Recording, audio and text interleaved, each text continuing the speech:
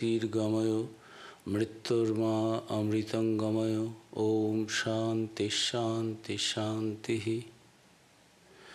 O Lord, lead us from unreal to the real.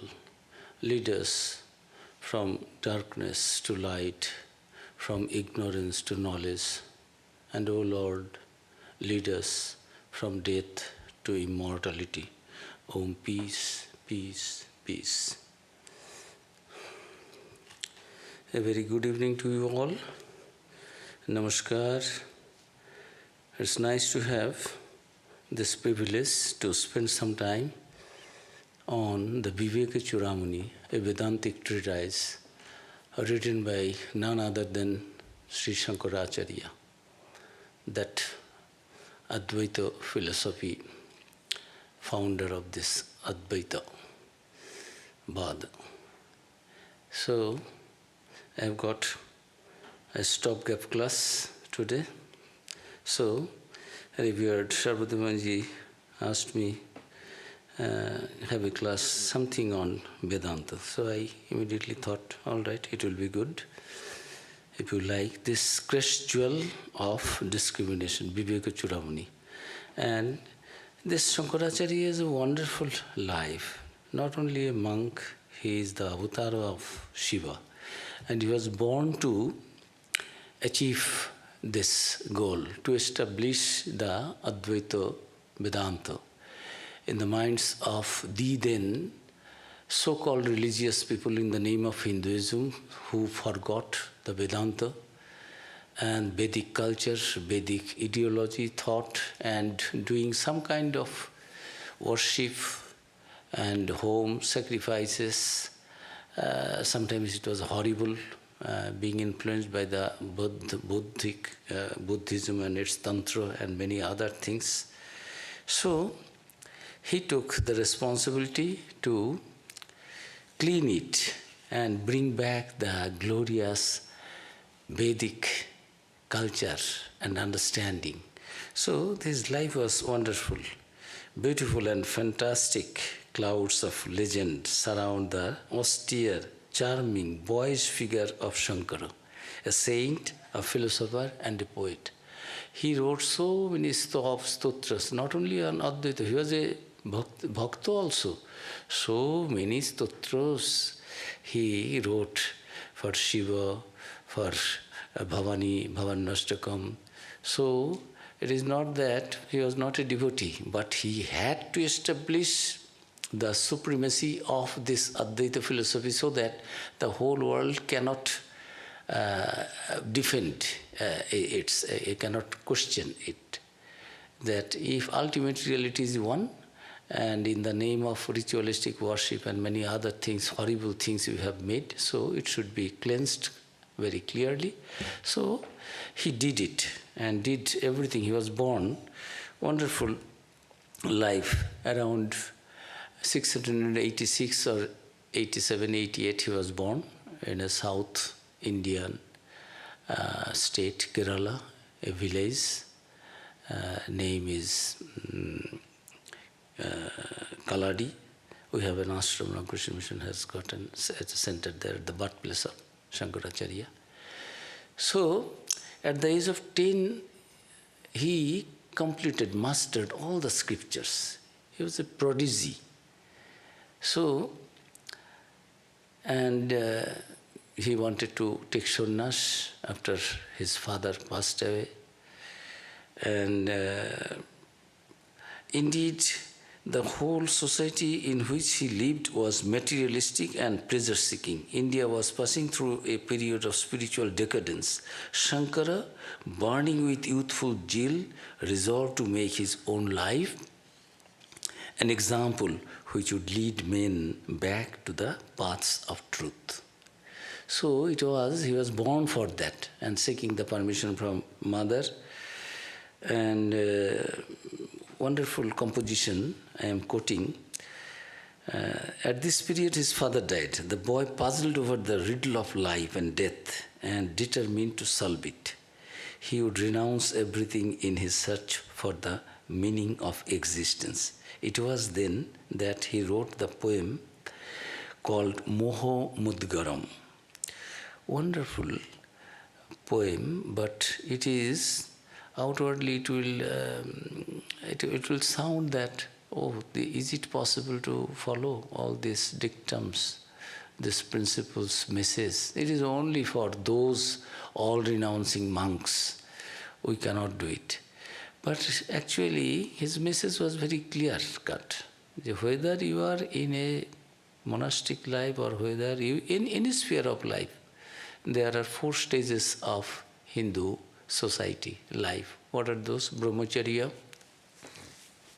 then Garhastha, then Vanaprastha, then Sannyasa. Sannyasa is the final for having the emancipation. But you have to begin your life as a brahmachari, controlling your senses, learning, respectful to your teachers, father, mother, doing your duties to the society and the seniors, and acquiring knowledge and living a pure life, thinking on God, not being materialistic. Life is there, you live that, but don't put matter over the spirit.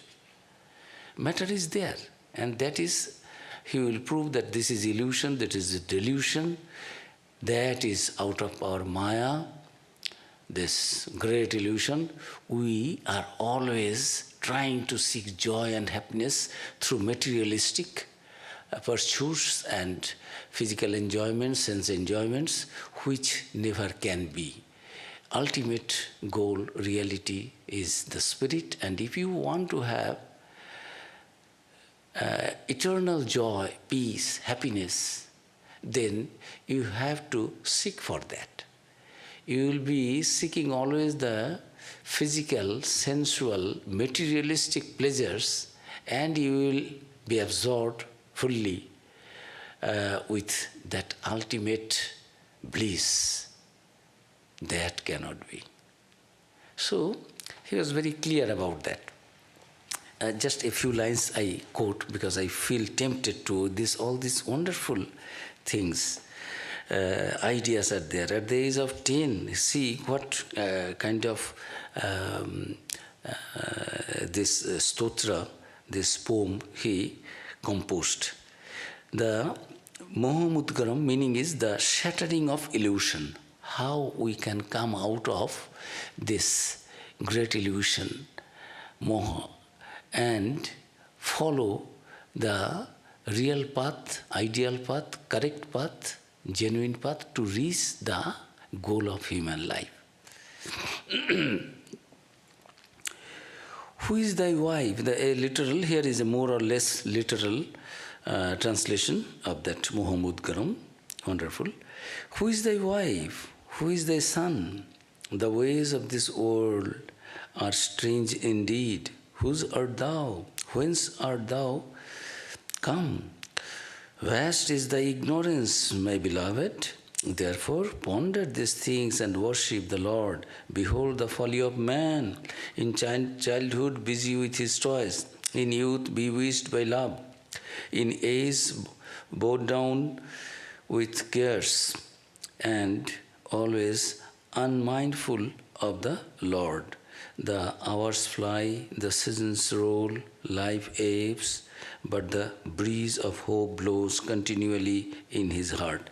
So, in this way, it is going on. Finally, his final stanza is, seek neither peace nor strife, with kith or kin, with friend or foe. O beloved, if thou wouldst attain freedom, be equal unto all.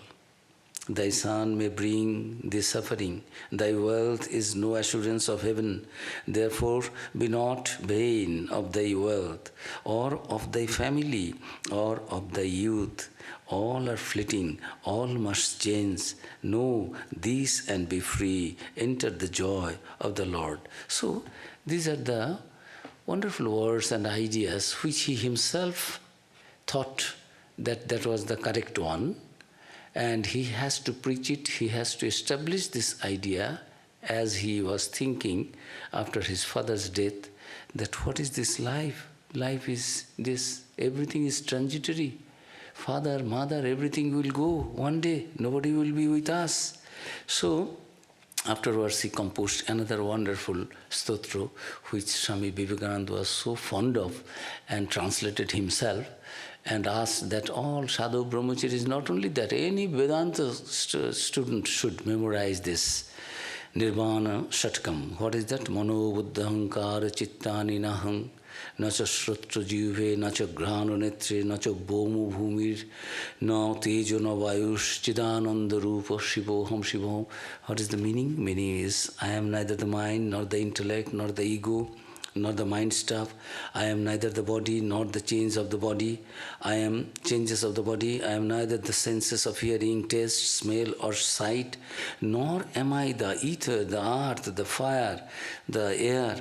I am existence, absolute knowledge, absolute bliss, absolute. I am He, Shivoham, Shivoham. So, this wonderful poem, this slokas, Nirvana Shatakam, he composed. Final is, I am untouched by the senses, I am neither mukti nor knowledge, I am without form, without limit, beyond space, beyond time, I am in everything, I am the basis of the universe, everything, everywhere am I am existence, knowledge, bliss, every stanza, I am neither death nor fear of death, nor caste, nor was I ever born, nor had I parents, friends and relations, I have neither guru nor disciple, I am neither sin nor virtue, neither pleasure nor pain, nor temple nor worship, nor pilgrimage nor scriptures, neither the act of enjoying the enjoyable nor the enjoyer. I have neither aversion nor attachment, neither greed nor delusion, neither egotism nor envy, neither dharma nor moksha.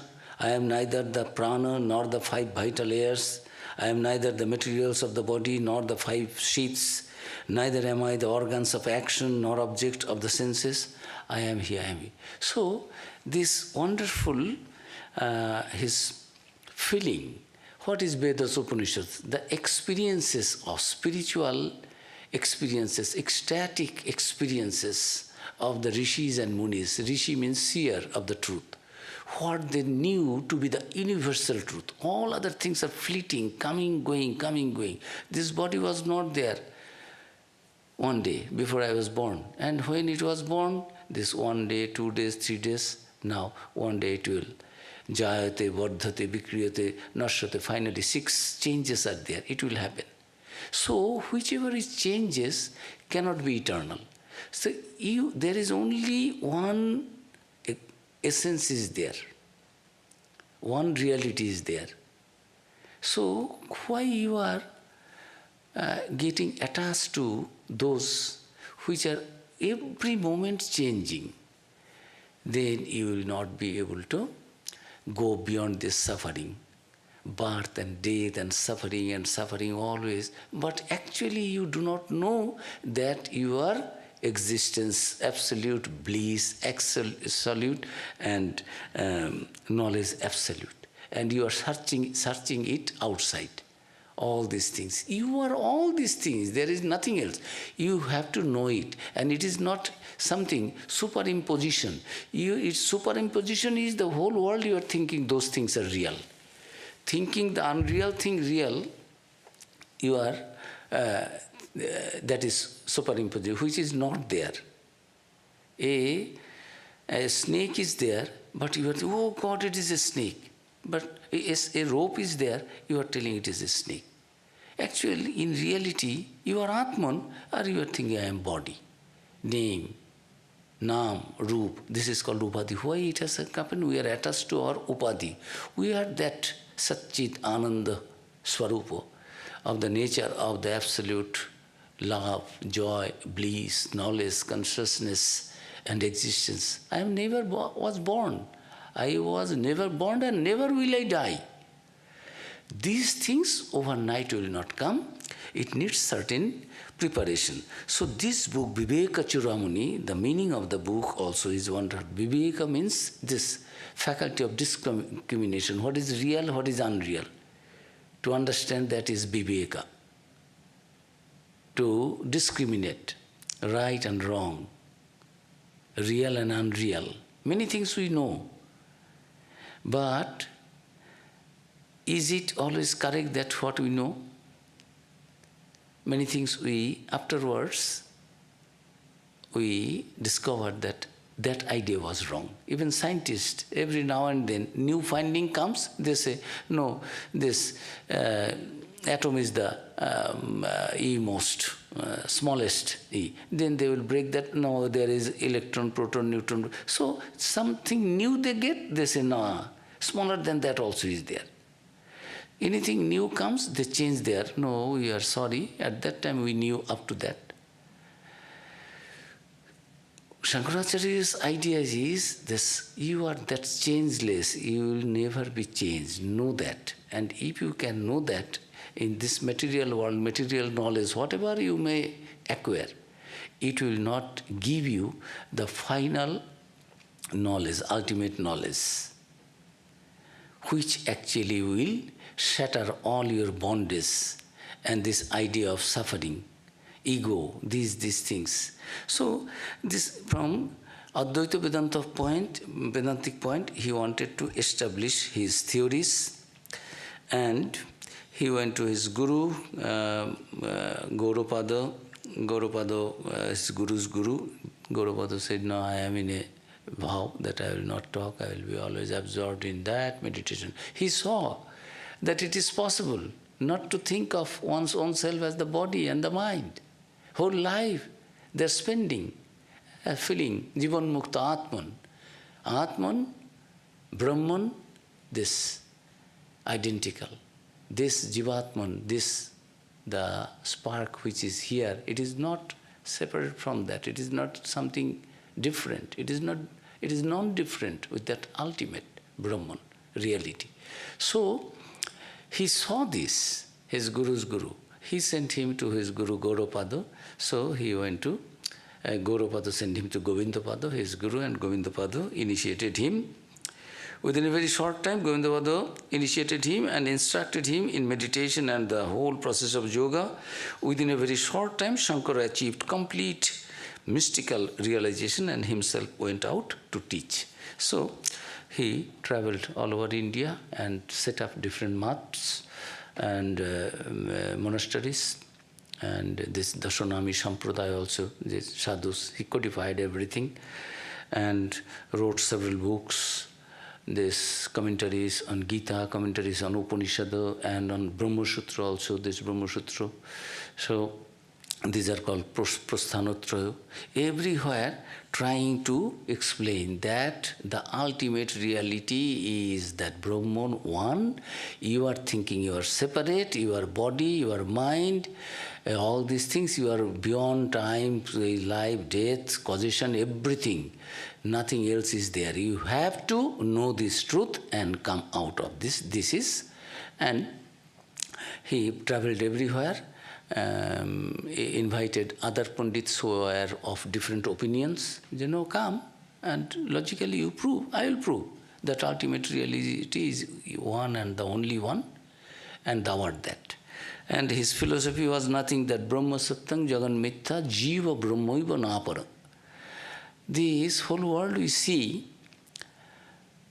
we think this universe, creation is something, God is something separate. Creation is something separate, I am also separate.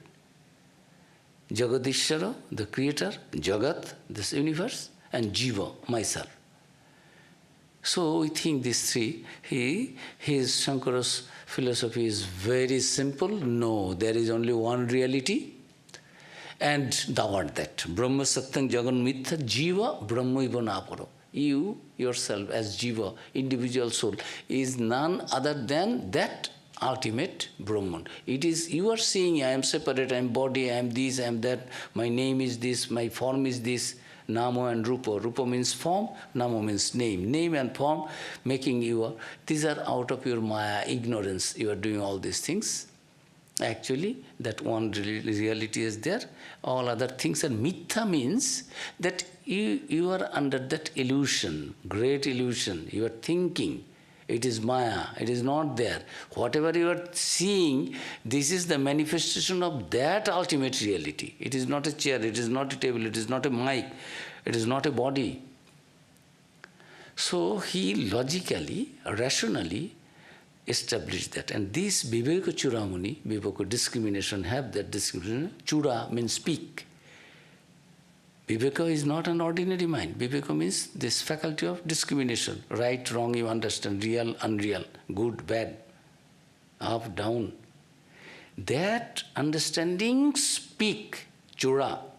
Moni, a gem of the highest knowledge of discrimination, if you make the meaning of this book, Viveka-Chudamani. The crest jewel of discrimination.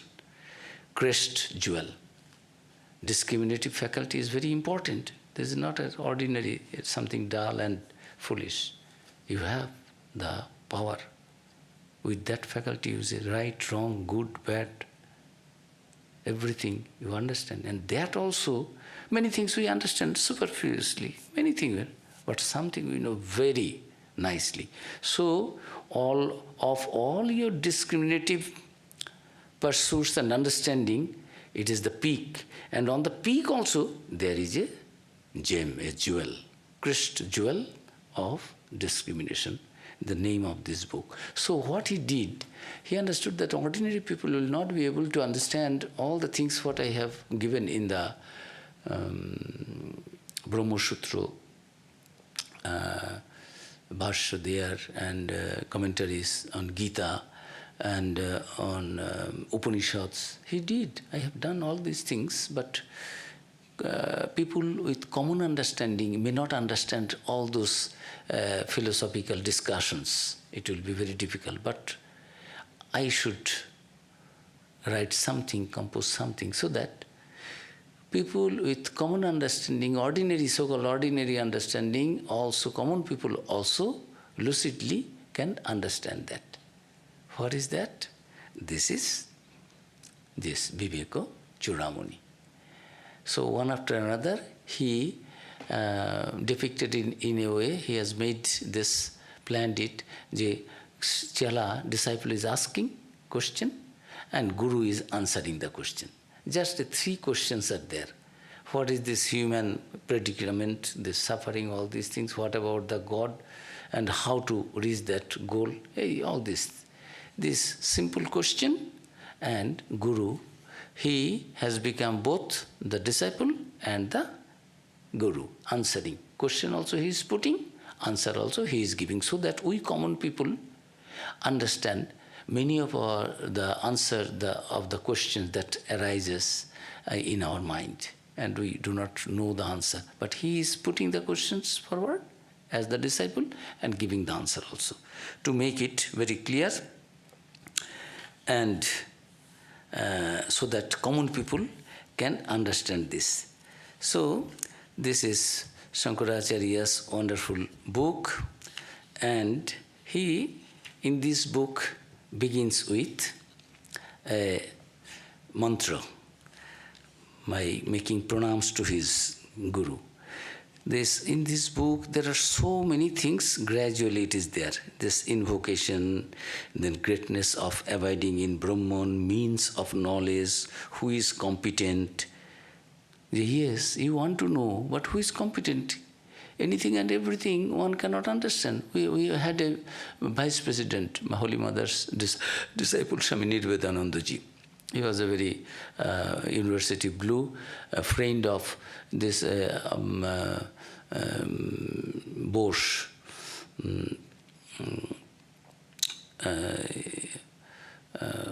one scientist, this Boson, that invention, this E is equal to mc square. What is the name of that?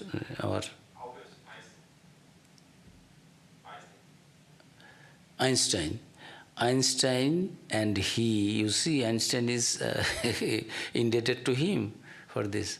So, Satyendranath Bose, his title was Bose. So, Satyendra, all these long names, so they say, hey, Mr. Bose. So, Boson, that particle, Bose, and this Einstein's N, and Bose's Bose. So, it has become boson, this particle. He was a man of that stature. You can put in the same bracket with Einstein. And his friend was one of our sannyasi. He was Holy Mother's disciple. One day they came to Belur Math because they were good friends in the university, Calcutta University. So they came. And just as you see, even the friend is a sadhu, the friends take the advantage, cutting joke and making fun. You see what a wonderful student you have been. If you could be also a scientist like us and just engage yourself for the pursuit of the knowledge, you could do something. What? You are sadhu, God you cannot show. What is God? Where is God? Can you show? So friends are taking the liberty, making a little joke, and little pinching him and getting fun, making fun. So he was telling, enjoying and telling that in the Belur Math campus, some this daily laborers were cutting the grass and cleaning the area so that devotees can come properly maintained. So he was enjoying the criticisms of the good friends. They were all very scholarly people, scientists, you understand. And he was also one of that circle, very intelligent and of high quality of this, from this physical knowledge of the physical world, science. So his friends were telling him, what? You have spoiled your life. You cannot show. We do something, we can show. This is this. You are giving your life for the pursuit of something which you cannot prove, you cannot show. What a wonderful boy, intelligent boy you have been. You have been our friend and you have led, and what you are, your life is it is valueless, whatever. So he then showing them, my dear friends, yes, how water is formed? Oxygen and hydrogen, yes, H2, oxygen and hydrogen, yes. If you can mix this, you can have water from oxygen and hydrogen and all that. Those boys are working laborers.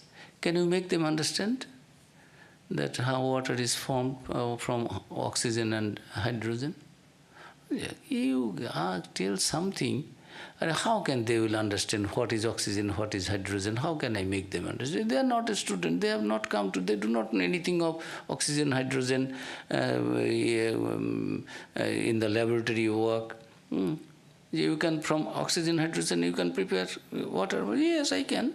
Can you prepare here? How can I do it here? I need a laboratory. I can do it. Can you teach them? How can they understand? Well, you people also, you will not do anything for that spiritual life. Sri Ramakrishna had a laboratory in Dakshineshwar. He did it and he realized, he found that yes, there is God, there is a power, whatever name you may give, but everything is matter. There is no creator outside. There is no such thing, no principle. It is not that. So that was the story. So if you want to know something, you have to have some competence, qualification. So who is competent? The fourfold sadhana. If you want to have the knowledge of this, finally you will become enlightened, illumined. But if you do not have the minimum qualifications, competence to understand all these things and do not do and practice, then how will be? So he's putting the question as a disciple and giving the answer also as the guru, acharya, the teacher. Teacher and the disciple conversation is going on, that is the book, and completely on Vedanta and Vedanta, Advaita Vedanta. Everything else what you are seeing, it is nothing else, only the expression of that. So he had wonderful one stotra I will quote, Dakshinamurti Stotram. It was so nice and grand. Vishang darpana drishamana nagari tullang nijantar gatang Pashanatmani bahirivo yadbhutai yatha nidraya Yashakshi kurute prabodha samaye swatmanamevadvayam tasmai Shri Guru Murtaye namaidam Shri Dakshina Murtaye. So his guru he remembered, and the meaning of this stotra is, it is also wonderful, Advaita Vedanta. This Vishwam, this universe created, the whole universe is a creation of the mind. Seeing it outside is Maya. Out of Maya we see it outside. The Jnani does not see it is a chair, it is a table, you are a girl, he is a boy, this is a sadhu, this is a young man, this is an old man, this is a temple, this is... When you will have that illumination, you will find the presence of the same Brahman, and you will feel that you are one with that. You do not have any different identity. So, this mantra is wonderful, that I offer my profound salutation to the auspicious Guru, who is an embodiment of Dakshinamurti, and who knows that this whole universe is a creation of the mind. Seeing it outside is Maya. We are seeing it outside. Actually, we are seeing what is in our mind, we see it outside. There is a story Sri Ramakrishna gave in the Gospel, it is there. At night, it was 3 o'clock in the morning. One sadhu got up, and immediately sadhu was thinking, oh God, it is already 3 o'clock. Oh, and he found in a distant place, it was a moonlit night, that somebody was doing meditation. He was thinking, oh, I am a sadhu, I have left my home and hearth, everything, all the enjoyment, only to take God's name and meditate on God. And now, oh, I have been sleeping and sleeping, let me go. Who before me got up and meditating. Aha, what a good man, what a good soul, what a saint. I am still not perfect, so let me go and pay my obeisance to that higher, greater soul.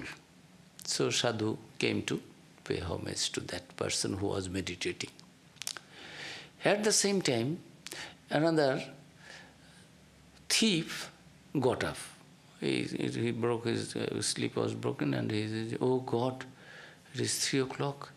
When 3 o'clock people start getting up, how can I steal now? I am a thief and I am sleeping. My life is gone. Is it a thief's life that main time I will be sleeping? Oh. And then he found that somebody at a distance, moonlit night, he is doing whatever he has stolen.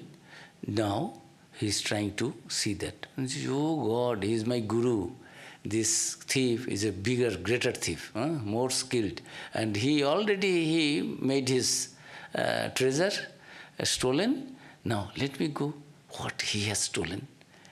At least I get joy in that one of my thief friend has got. Although I could not get anything, this night is futile. So he came to pay homage to his thief friend. And another drunkard, completely drunken before this fortnight,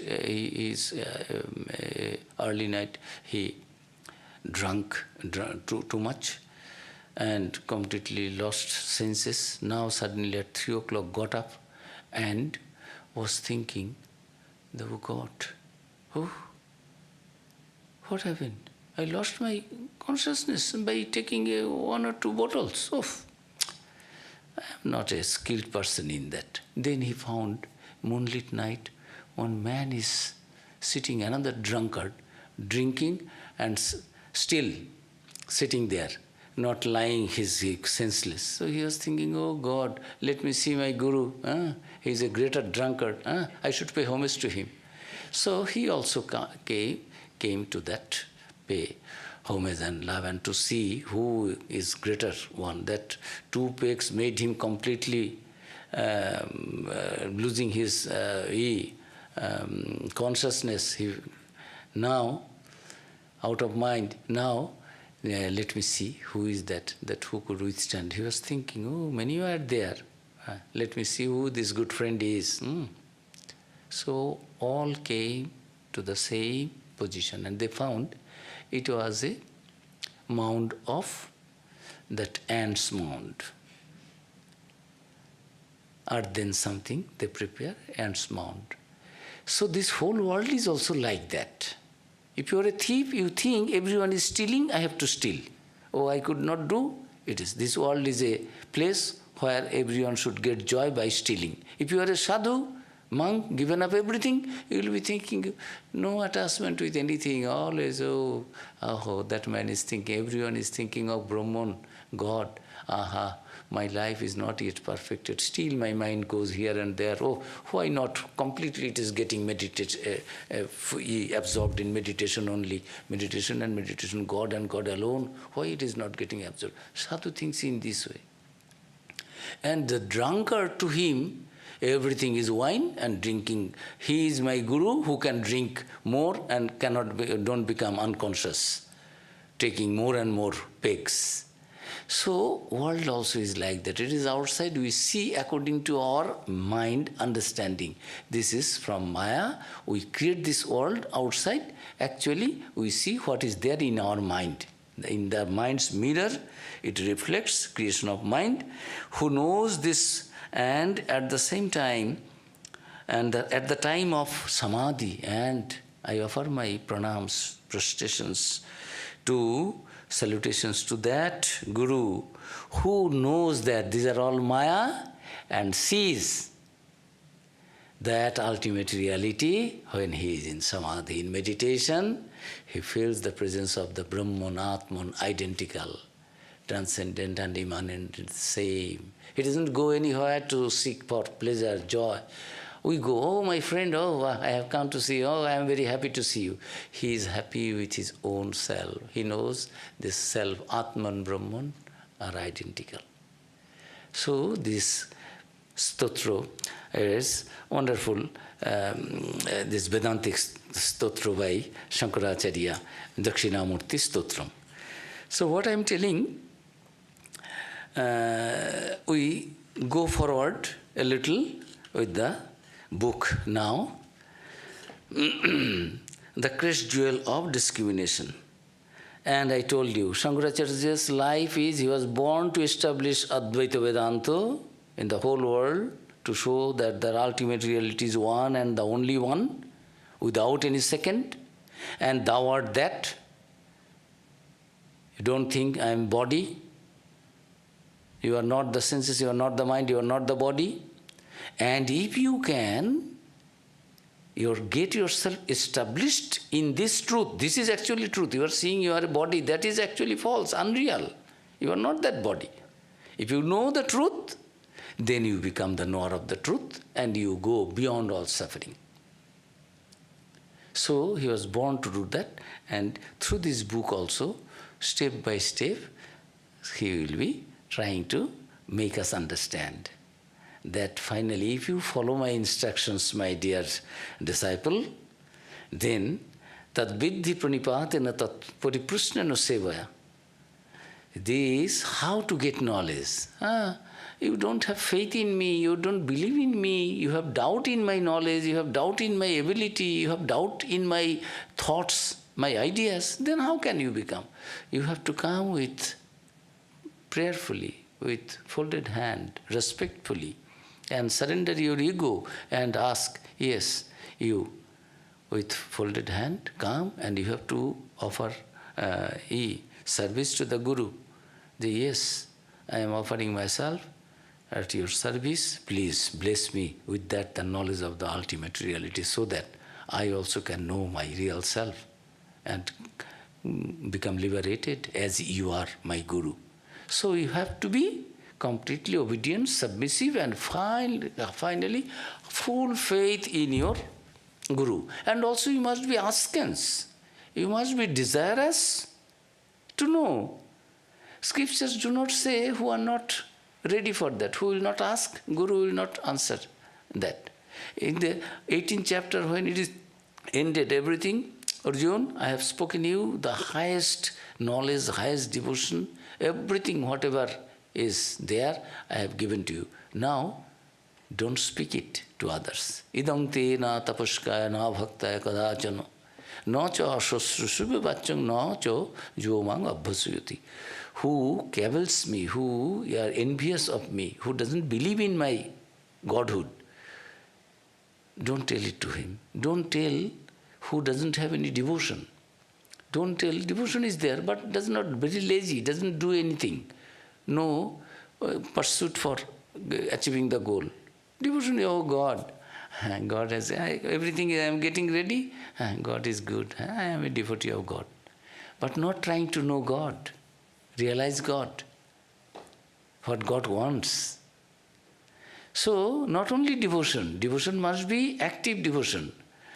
Idam te na bhakta na tapaskaya. Who is not, does not have any austerity, who is not austere.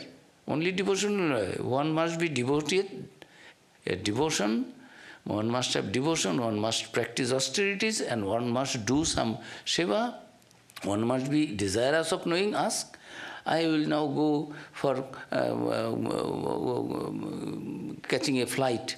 Time is there. Maharaj, now I am reading from the Gita or Upanishad. Come, Brahma, Satyam, Jagan, Mithya, all these Shankaracharya, come and listen. I am not in a mood to hear. Although I am a devotee, although I love God, although I have austerity, but I am not ready to hear it now. So one has to have time, that's competence. So all these things he was establishing, beginning with his pranams to his Guru.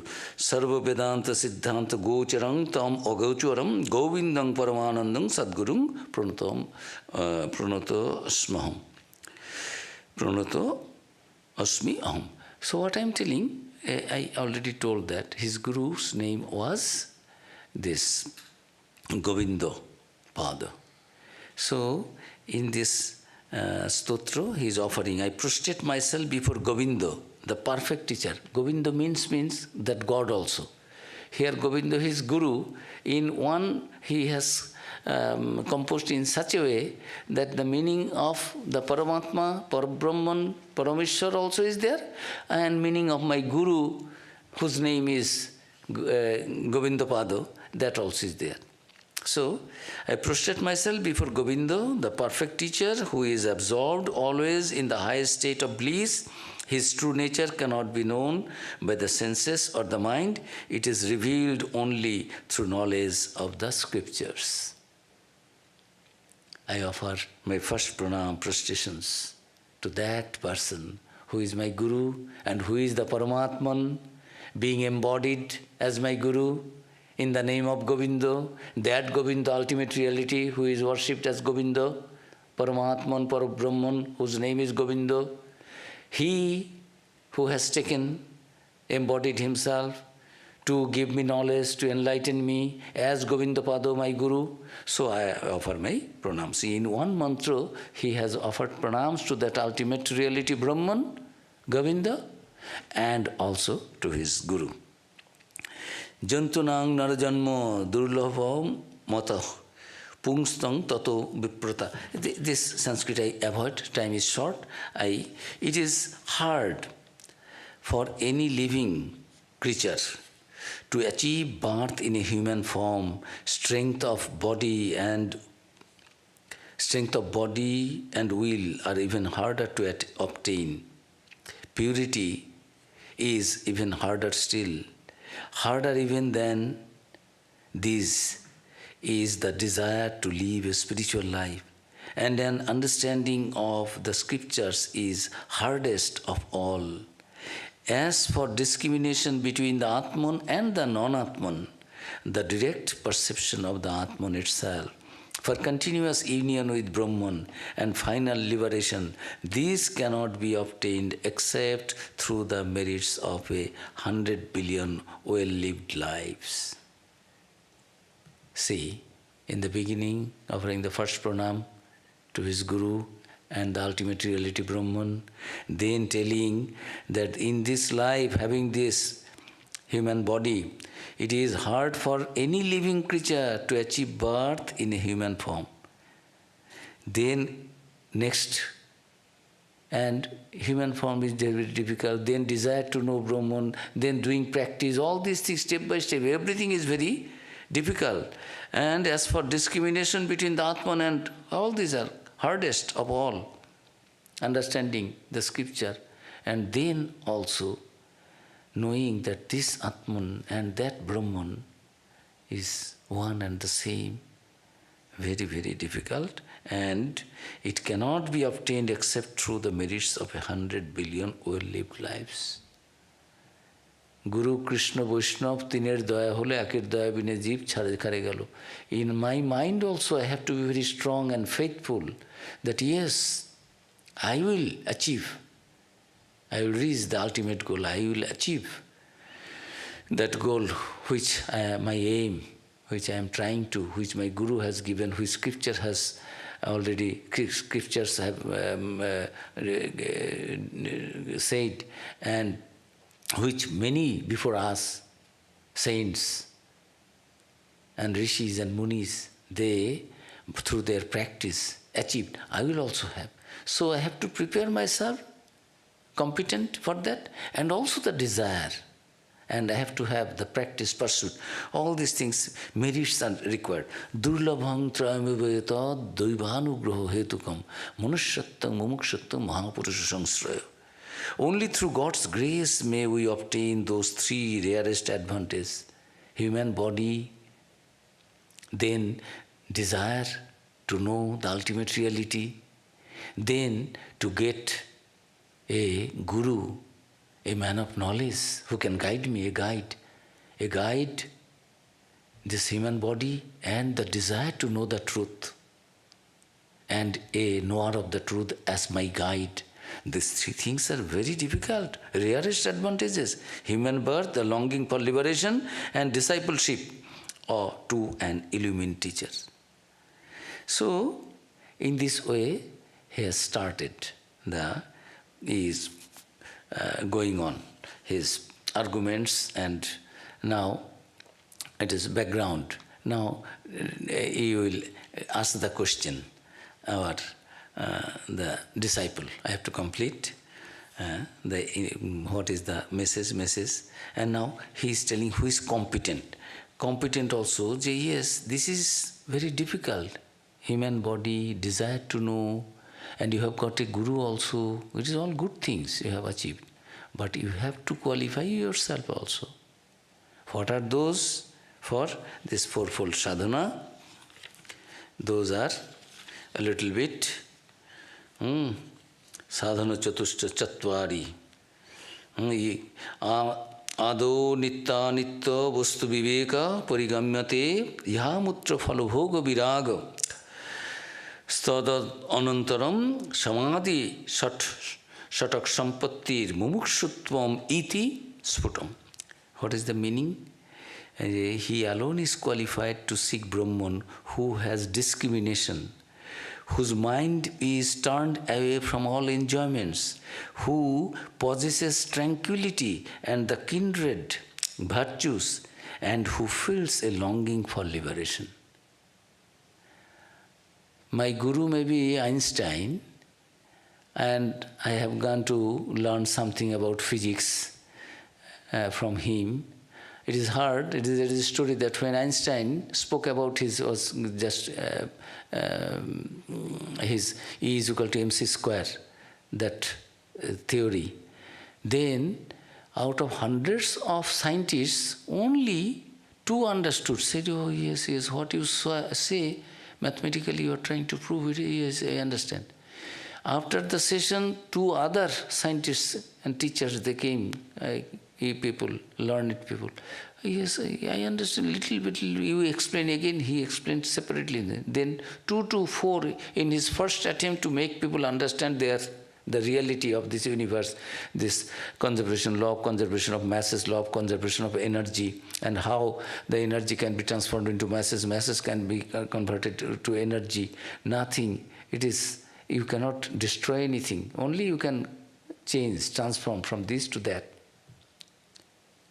All learned people could not understand. Out of hundreds, only 2, then 2, 4, gradually. You see how difficult it is. Although that is the true thing, that is the fact. So he is telling that if you do not have this qualification, then it will not. First is mentioned discrimination between the eternal and the non-eternal.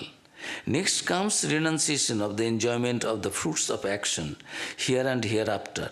Iha mutra, here and hereafter. I am not desirous of any good things I am doing, good, bad. I will not do any bad things, whatever good things I will do, but whatever I am doing, I will not be clinging to its fruits. I am not desirous. Detachment, discrimination, what is right, wrong. I will be doing always the right thing, real thing. I will follow what is real, what is unreal. Then whatever I will do, I will not seek for the result, fruit thereof, of my action. Then come the 6 treasures of virtue, beginning with tranquility, and last certainly is the longing for liberation. These 6 virtues are also there. This Shat Sampatti, this Sadhana Chatushtaya.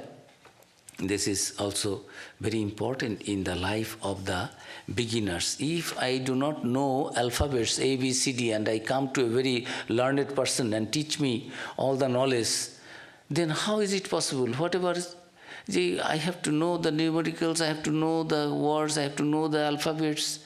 You have not prepared yourself anything, although the Guru is the greatest one. But what will be of effect? What good there will be? So, this sadhana chatushtaya, a sequence of steps or means to practice that are outlined in the teachings of Vedanta and Jnana Yoga. They must be cultivated on the path of self-realization and form the foundation for deeper understanding and development. There are 4 pillars. What are those? These 4 practices: sadhana chatushtaya, discrimination or viveka. This describes the cultivation of the ability to discern between what is real and what is unreal, as well as between what is the self and what is not self, non-self. This is also an integral principle of the classical yoga philosophy, of Yoga Sutras. Then second is vairagya, viveka, vairagya, non-attachment. Once the practitioner has discrimination, vivek, they can reduce their attractions and aversions, helping them to become more dispassionate. This is second quality you needed, qualification. First is that, second is this. Now third, 6 virtues or Shatak Sampatti. What is this Shatak Sampatti?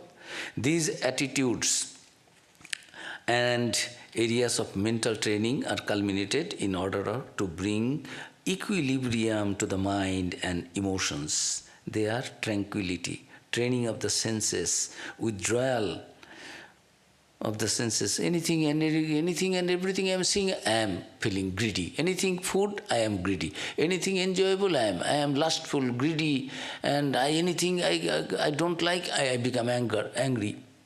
This will not do. So one has to control all these things. These are the preliminary preconditions to become a student of the Atma Tattva, this Brahma Tattva, Atma Tattva, this relation between that ultimate reality and myself, and to become free, to become illumined. If you want to become illumined, a man or woman of knowledge, then you have to follow these things. Forbearance, titiksha, faith and focus. One-minded, one-pointed. Together, this allow the mind to enter deeper states of contemplation and meditation. Mind is now meditating. It does not become irritated. In the Gita, Bhagavan is telling Arjuna, remain. Samattang yoga uchyate. What is yoga? In samattang, equilibrium of the mind. Equanimity of the mind. Mind is never disturbed. Whatever is going on. Swami Sharadadanji Maharaj, who was the Holy Mother's caretaker like that, he used to say, I am the gateman of Holy Mother's house. Everyone is Calcutta, street is there. He is writing the life of Sri Ramakrishna. People are coming 24 hours. Holy Mother's darshan. He is undisturbed, unperturbed. Mind is trained in such a way that my mind will not be attached to anything happening with the surrounding, because I know the surrounding is separate, I am separate, my mind. So, mind will be more meditative, contemplative, focused, and will immediately understand what is the reality. And fourth and last is longing or mumukshutva. This is the great desire for enlightenment and liberation, which eventually subsumes all other more superficial desires. Finally, only one desire is there. What? I will not. Buddhadev, when finally he got the illumination, after having some payasam prepared by Sujata, he was, I am sitting on this seat. Until and unless I get the illumination, I will not leave this seat. I will be meditating and meditating. In the process, if my skin, my bone, my fleshes, it all decays and goes, rottens, I don't bother for that. I die or I am alive. Without getting illumination, I will not leave this asana, this seat. See the conviction, see the determination.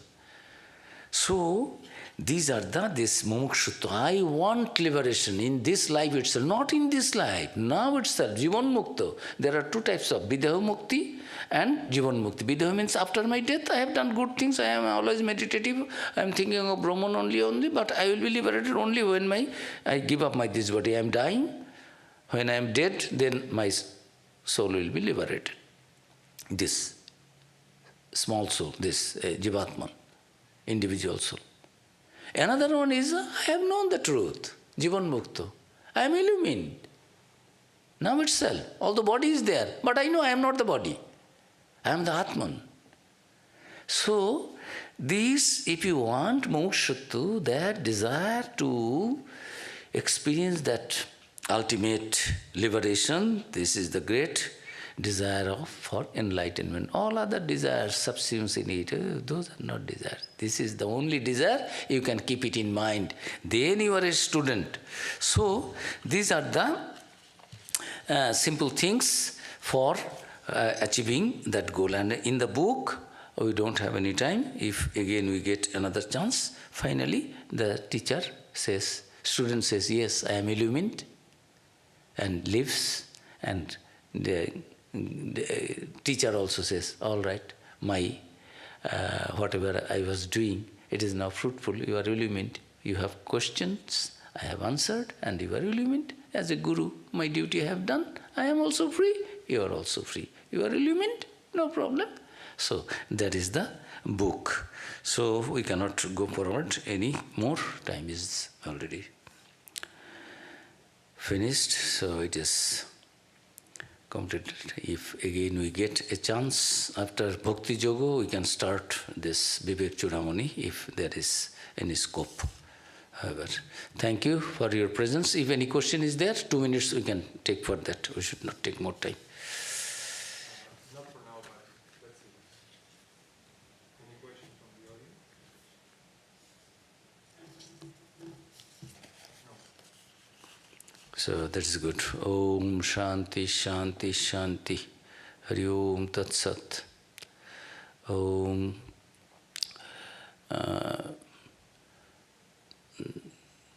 That mantra, let everyone be happy, let everyone be free of diseases, and let everyone see good in others, virtues and auspiciousness in everything, and let none should suffer from any suffering, any misery. Om, peace, peace, peace.